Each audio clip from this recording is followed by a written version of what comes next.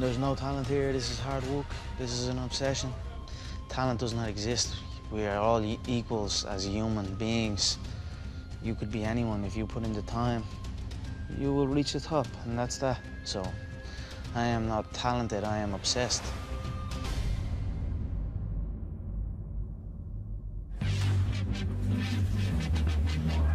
Give it up for the notorious Conor McGregor!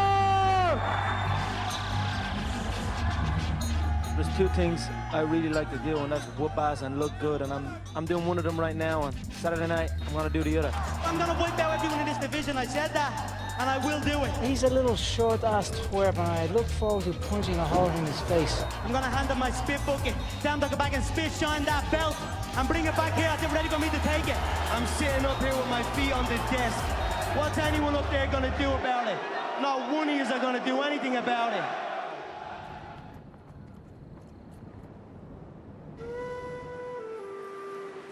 Conor was born in Dublin City in one of the national maternity hospitals here, 12th of July 1988. Midwife turned to my wife and said, this guy is going to be a boxer, because he came out of the womb with his fists clenched. So he was destined to be a fighter, I think. I had many fights growing up, as most young boys do from where I'm from and around this area. Get into fights. I won some and I lost some. When he went boxing, I remember he turned to us and says, "Why didn't you put me into boxing earlier?" He knew that was for him. Conor first stepped into my gym when he was about 16. Conor did stand out early on in that he could hit hard, and he also had a, let's call it a gregarious personality.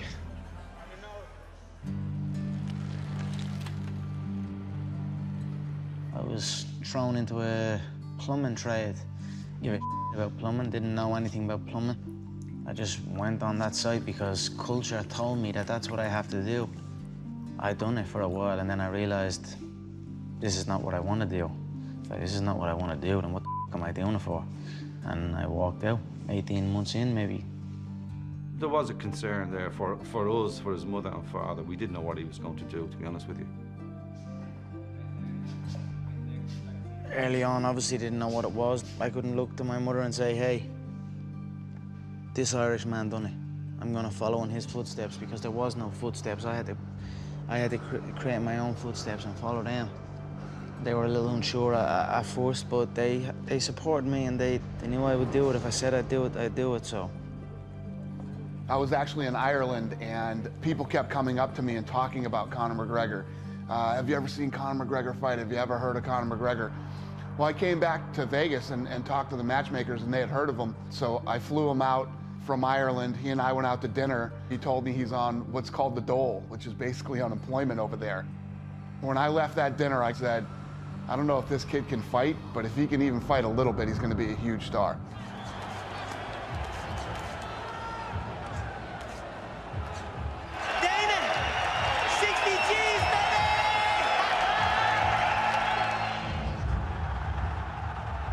There's only 9,000 people that can get into that arena in Dublin, and it sounds like there's 90,000. It was a phenomenal night for the sport in our country, and it sent it into the stratosphere over here.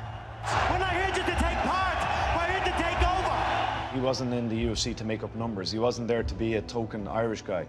He was there to take over, and that's what happened over the last 12, 24 months. The numbers don't lie. No pipe did hum, no battle drum did sound its red tattoo, but the Angelus bells or the Livy swells rang out in the foggy dew.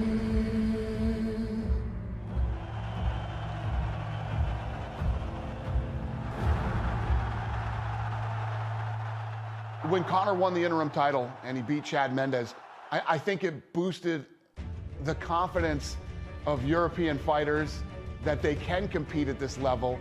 You know, these guys will come up every once in a while that have that it factor, that thing that other people are attracted to. He speaks well, he's very funny, he's a home run. I'm the real champion. At the king of Dublin, yeah? You're looking at him.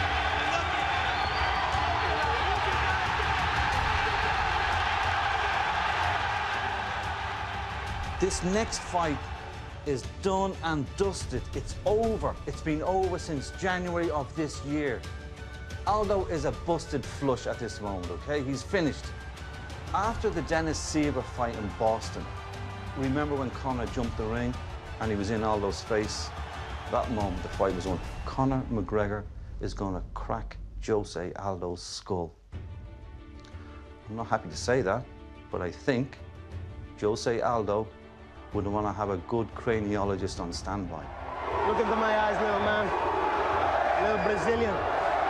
Ooh, vamos, hey. If he shows up, he will be agitated, he will be over-emotional. If I half faint, he will overreact. He will drain himself from this. He will panic. He will overload on the right hand. I will slip the right hand and bang the left hook. That will be the beginning of the end. McGregor, how long is it going to take you to rip his head off? It will be done in one. 9. Jose Aldo is your opponent for that. And I was fascinated by your move in the news conference. I know you guys are always trying to get into the head of your opponent. Back in March, for the news conference to promote the fight, you actually snatched his belt. You hope to do that on July 11th, but you took Well, I his belt. snatched my belt. Oh, It was that's simply your belt. taking what was mine. He was on my home turf and he tried to lay claim that he was the king of my city, but you do not lay claim to being the king of my city while the king of the city is around. So the king of the city rose up and snatched what was his, which was the gold belt, and raised it before my crowd, my passionate crowd. It was. You took it back. Exactly, I took it back and raised it for my people. It was a beautiful moment. In that it was a teaser almost for what July 11 will be, where I raise it for real in beautiful Las Vegas City in front of my home crowd. Why are you so confident that you will do that? I don't know. I'm in a business where you must be confident. If you have any doubts, they will come back and play against you. So I am supremely confident, and as well, I feel I'm confident in my work ethic, my approach to the game, my non-stop effort to get better as a martial artist. I don't feel that nobody else in the game is doing what I'm doing or is moving the way I am moving. Where's that come from, Conor? It just comes from years and years of practice on the mat, you know. I have had many fights inside the octagon, outside the octagon, in rings, on mats. I am an experienced veteran in the fight game, and through that and through a belief in my team and my ability, I have just gained a bulletproof confidence that cannot be stopped. Are you big on predictions? Do you usually make predictions before fights? And if so, how will it end on the 11th? I always make accurate predictions. I've predicted many contests. I've predicted my entire career. And, you know, I predict the future. So for me, I have already predicted this contest. I predict 4 minutes of the first round, he will be KO'd. First round? Wow. Yes, I feel that the power matched with the precision, he will not be able to take it. So 4 minutes. First round, he will be done. Coming off of an explosive press conference here in Torrance, California, here with Conor McGregor, and Conor, a lot of people have sat in that seat that Nate Diaz sat in today. How do you think he handled it? You said that people have shrank when they've been put in that McGregor bubble. How did Diaz respond to it? The same, and he kept, you know, I felt he shrank as well. You know, he maybe put it up a little bit better than many, but I still feel he shrank. He kept looking to Nick. I was almost talking to Nick more than I was talking to Nate, so. But whatever, this is nothing. The fight is March 5th, 10 days. I'm looking forward to it.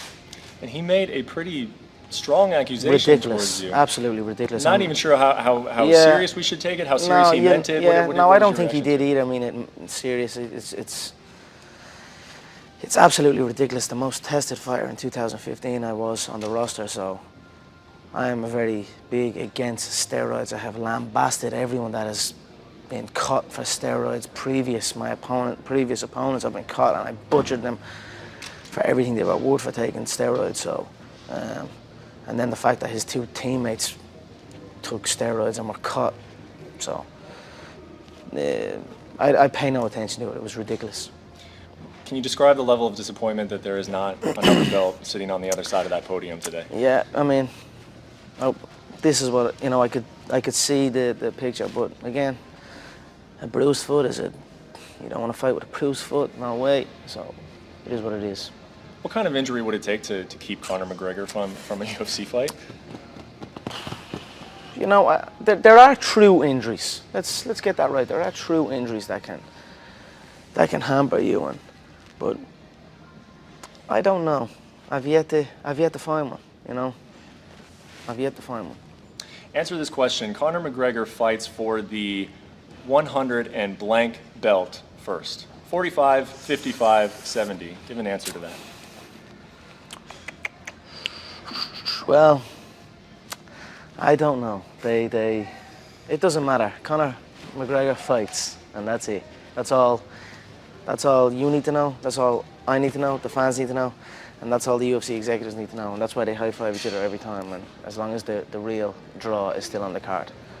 Well, you call yourself Mystic Mac. You've already given a prediction, first round knockout, but you go further than predictions. You describe the exact sequences that lead to them. Yeah. So what is going to happen on March 5th with Nate Diaz? He's a hit and pull fighter. He hits, pulls, and then plods as well. I just think he's too predictable in everything he does. He's in a set pattern, and he neglects other disciplines, and it's hampered them. It's hampered the Diaz brothers' progression as a martial artist. So I feel his body will be ripped to shreds. It's a soft frame. I feel the left uppercut will be a nice one. You know, the long range is an illusion. I feel my left uppercut will ping him clean. Are you excited to test yourself against bigger guys? You know, he mentioned size over and over again at this press conference. Is that something you like to do? This is martial arts. There is, in true warfare, weight is not an issue. So this is something I enjoy. I have fought bigger men before, so I look forward to it. Let's roll to the roads. Be careful now on that. What do you think this is, motherfucker?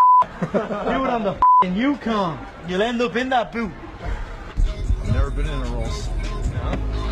Welcome. Welcome to the club. Tuck it in, look. Get that. I'm gonna come up to you tomorrow.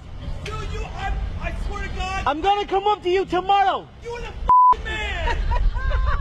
They have like a cardboard cutout of me in a fighting stance and the Irish flag draped over the balcony. That is f***ing crazy. I'm here on the West Coast. Like most fights, I usually come out maybe 2-3 weeks before.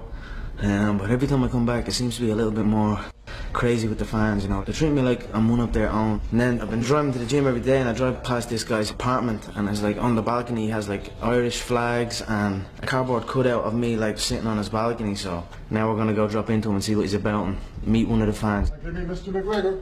What's up? Holy shit, man. How are you, bro? I'm good. How are you? This is awesome. I'm blown away by this, man. I drove by a couple of times and I was like, what the f? Yeah, I thought I was seeing things at first. Like, no, it's been up since your Max Holloway fight, man. No way. Are you looking forward to the fight next week? Oh, yeah. Please. Yeah. You kidding me? I got my shirt, my wardrobe in there. I got your shoes. You see them right through there. What, the Reeboks? Yeah, it says champ on the back. I don't even have them. I didn't even need them ones. They are unbelievable, man. I'm telling you, man. Yeah. Honestly, man, that's unbelievable. I'm going to put on a show for you. Thank you so much, yeah. Every Saturday before the fight, I put up my cardboard cutout, I put up the flag, I put up the banner, and the only thing I can say, and I hope Conor sees this, is that feeling he had with Jose Aldo when he knocked him out and he became the champ, hands down, that's what I felt like tonight. Like, that's how amazing it was. And I really hope he sees that, and I mean, I think he saw it on my face, and there we go again, see, it's going again, but that's what, that's the best I can say, man. I'm enamored right now, man. I'm shaking. I'm acting like such a little baby, and I'm sorry. Thank you so much. I appreciate it, man. Honestly, it was an honor to meet you, brother. I appreciate the support of all the fans out here and all over the world. I never take it for granted. I use it as a motivation, so I am extremely grateful. There's not a day that I wake up and do not pinch myself and be grateful for everything in my life. You ask Conor McGregor and he'll tell you he was destined to be the best fighter in the UFC. I knew everything would happen. You always hear, I cannot believe it, I can't believe it, but I I could believe it, and I did believe it. So that's why it happened. In fact, he's ready to take over the organization. Just give him time. The Zuffa head office. That's where I feel I will head when this is all said and done. I feel I will have an office bang in the middle of Dana and Lorenzo's office. You know, Dana's office is there, Lorenzo's office is there, and my office will be bang in the middle. Growing up in Dublin, a big office wasn't in his plans. He was more concerned about taking out the bully on the block. There was many times where I fought, and there was many times where I backed down. So I was no different than any young kid. Sometimes you win, sometimes you lose. McGregor started boxing as a teenager and quickly moved into mixed martial arts. He witnessed his first UFC fight in 2009 and said, "That's what I want to do." He quickly rose up the ranks and found himself in the UFC and hasn't looked back. His last loss was in Ireland in 2010. As one of the two biggest stars in the sport, I asked Conor who would be most proud of his accomplishments, his father or his mother. I think they're both equally proud of me. I mean, to see their son achieve their dreams, they're both big fans of what's happening here.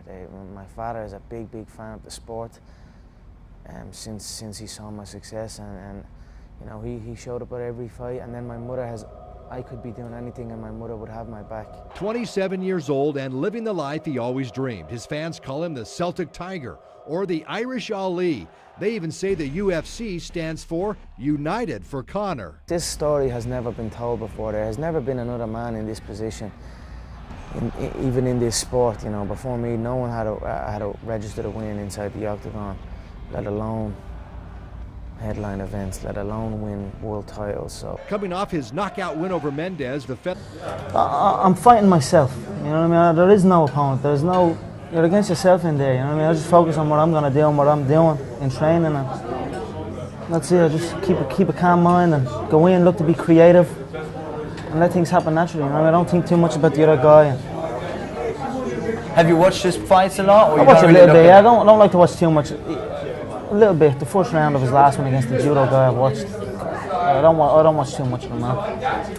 And you're talking about, you know, proving to the world.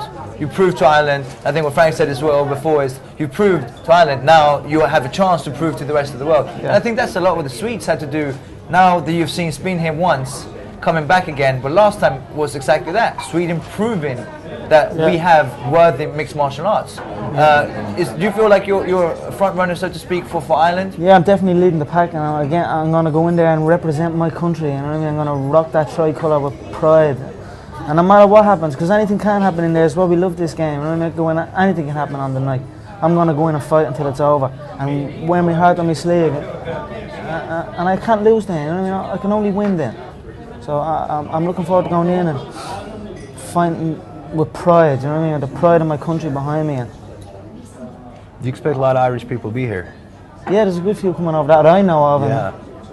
Ryanair thing going, or Ryanair? I don't know. Most I don't know about that now, but I know Gunny, the Icelandic. They like the airlines people have like planes for him, or they organise deals and they fly them all. So he had like 3 planes coming over.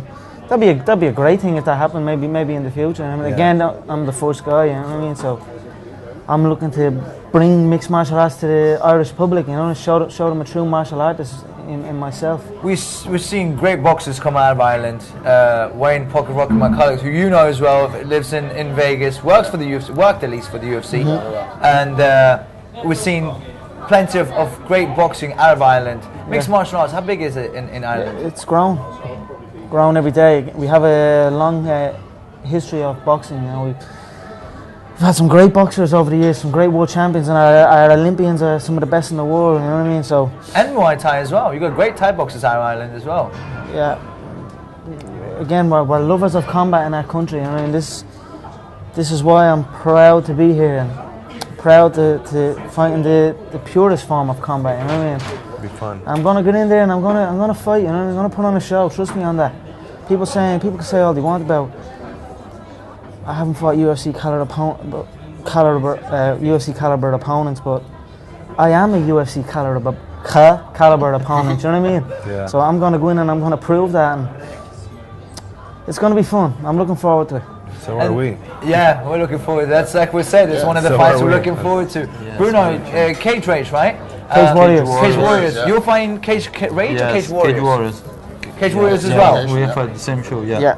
So what's it like? Were you fought in England before? Have you fought in Ireland? No, I fought in Wales, Wales, England, but I haven't fought Very in well. Ireland. Yeah. Done real good. They're gonna have a show in July. June 1st. Cahill is defending his belt. Yeah. May, June, and July. It's May 3rd, no, May 4th, June.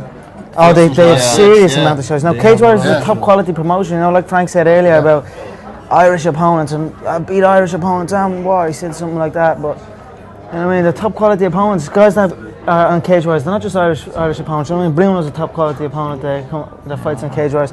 Guys that have come from Cage Warriors have had the Cage Warriors title, Mike Bisping, Dan Hardy, Bigfoot Silva, Ross Pearson, a lot of UFC guys, you know what I mean? And I've gone in and I've held 2 belts at the same time. Held the lightweight belt, 155 pound, and the featherweight belt, 145 pound. At the same time?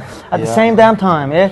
So you know what I mean? You like to fight. And I never fought an Irish guy for those belts, you know what I mean? So I've been fighting. My last opponent was 21 wins, 3 losses, you know what I mean? That's a serious record in MMA, 21 wins, 3 losses. His only losses were decision losses to your man, the other Swede that's on the card, Coruscant. He decisioned them. Lost decision to Akira.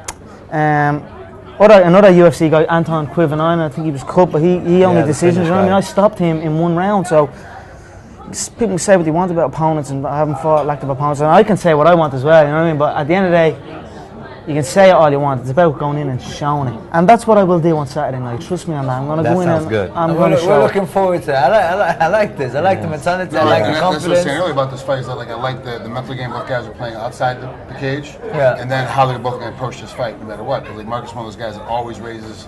He always makes an exciting fight no matter what. Obviously, he's an exciting fighter as well, so it's going to be one of those things where everything's going to kind of, let's find out whether, am I the small, in this case, am I the big fish in the small pond, or am I the medium-sized fish that's now in everybody's pond? Like, which one am I? And then now it's I'm the champ. You know, so it's one of those games you got to kind of figure out. That's why I like, especially with the matchmaking in UFC, because they grab guys like, I'm not real sure.